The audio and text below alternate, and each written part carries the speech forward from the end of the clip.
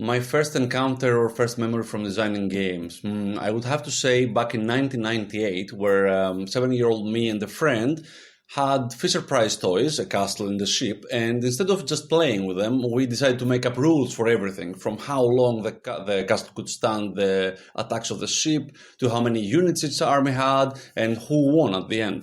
My first professional experience as a game designer was, I would say, back in 2012. I started getting small gigs about gamified apps and small games for clients. And after a while, I realized I wanted to make my own games as well. So I picked up Unity and designed my first self-published game, a game of coins.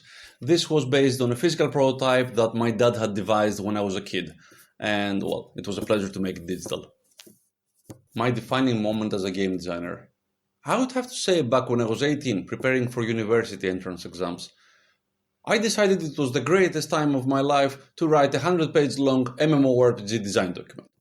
That's the equivalent of writing an 800-page novel as the first time you write anything. The good thing is that afterwards, 8 years later, I produced a game out of it. Little Arena. Why do I like designing games? Well, I feel they lay in the intersection of everything else I like. Engineering worlds and aesthetics and interactions and putting them all together.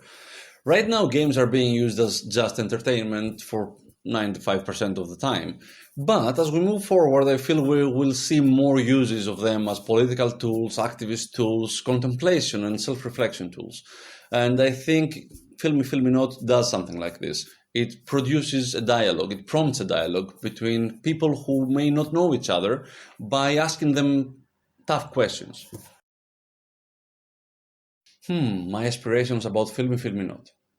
I could talk all about how I would love this game to spread to Greece, then Europe, then the world, starting here with you.